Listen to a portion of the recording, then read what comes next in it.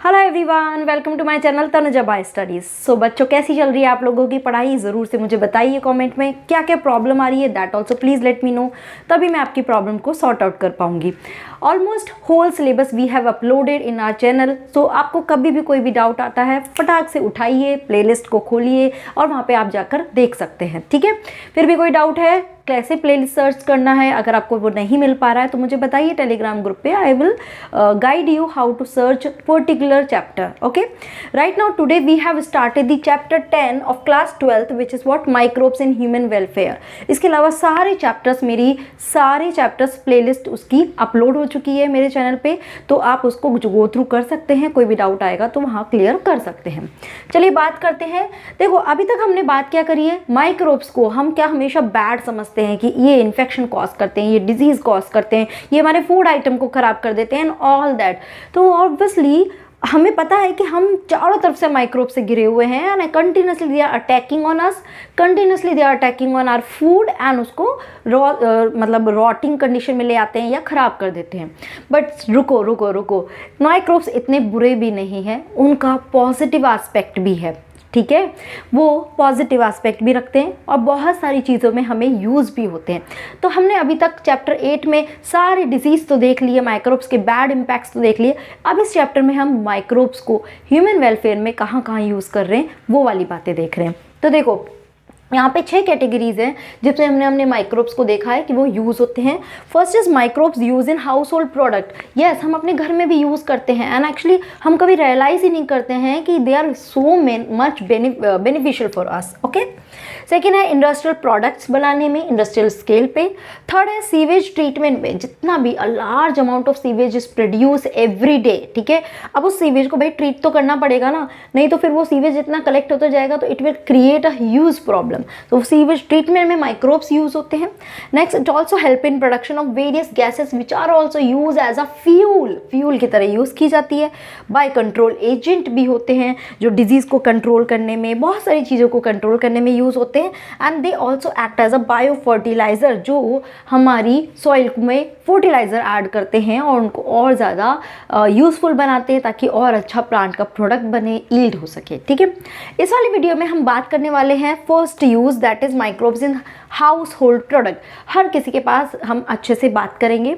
जो भी आपकी बुक में लिखा हुआ है, मैंने हर चीज़ बस इस छोटे से बस इसमें कवर हो गया है, दैट्स इट।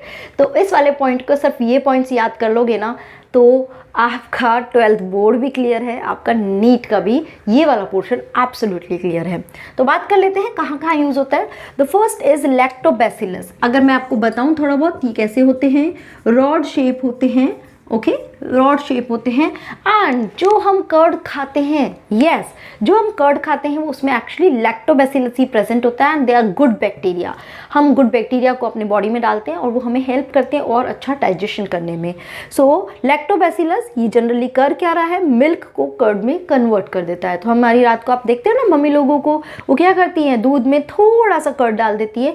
इट मीन्स क्या डाल रही है, कर्ड का थोड़ा सा पार्ट डालना, विच इज़ कॉल्ड इनोकुलम। हम थोड़ा सा इनोकुलम डालते हैं, अगर साइंटिफिक लैंग्वेज में बात करें, उस कर्ड में डालती है। उस कर्ड का उसको एक मिल्क को एक ऑप्टिमम टेम्परेचर देती है ताकि वो जो बैक्टीरिया है वो उस ऑप्टिमम टेम्परेचर में अच्छे से ग्रो हो सके एंड सुबह हम देखते हैं कि वो कर्ड में कन्वर्ट हो गया। तो वो भी एक्चुअली साइंस, मतलब यू कैन से कि दे आर ऑल्सो साइंटिस्ट, मतलब वो उनको पता है कि एक बैक्टीरिया को ग्रो कैसे कराना है। सो एक्चुअल में करता क्या है वो कर्ड में, it produce acids that coagulate and partially digest milk protein.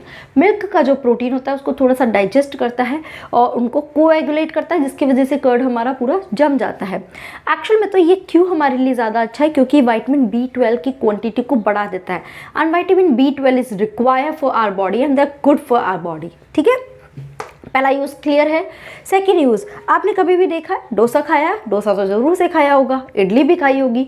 इसका बैटर देखा है, डॉ जिसको यहाँ पे लिखा है, बट बैटर बोलेंगे तो ज़्यादा अच्छा वर्ड होगा, बैटर। ओके, इस बैटर में आपने देखा है कि इस बैटर में अगर आप इसको मतलब बनाएंगे तो क्या होता है, इट्स फ्लफ़ी होता है।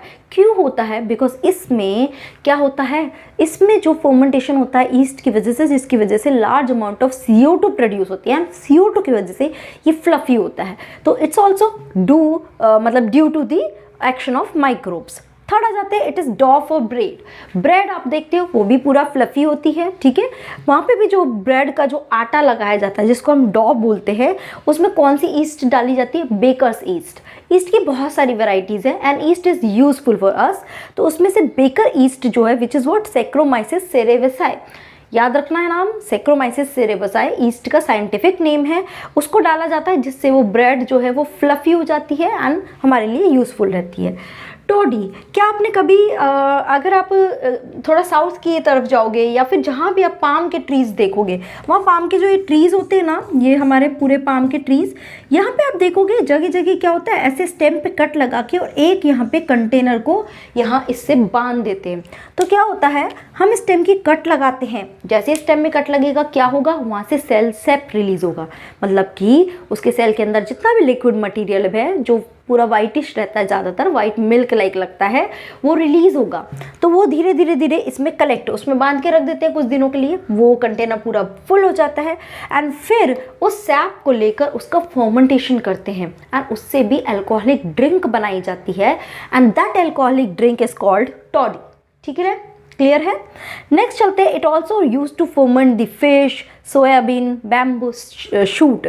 बैम्बू उससे क्या यूज़ करते हैं, फाइबर बनता है, जूट फाइबर ये सब बनता है एंड उससे हम बैग्स बनाते हैं बहुत सारे पर्पज़ में। अब वो फाइबर्स को हम सेपरेट कैसे करेंगे, तो क्या होता है, उसको फर्मेंट किया जाता है।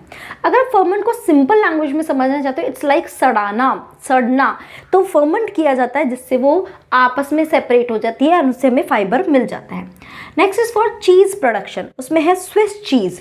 स्विस चीज़ आप देखोगे चीज़ में बड़े बड़े होल्स रहते हैं, इट्स बिकॉज ऑफ CO2। बहुत बार क्वेश्चन आता है किसकी वजह से, चीज़ में जो बड़े बड़े होल होते हैं बिकॉज ऑफ CO2 प्रोडक्शन, वो बिग होल्स उसमें प्रोड्यूस होते हैं। ठीक है, क्या है, बिग होल्स। ओके, ये आप एक बार लिख लो यहाँ पे।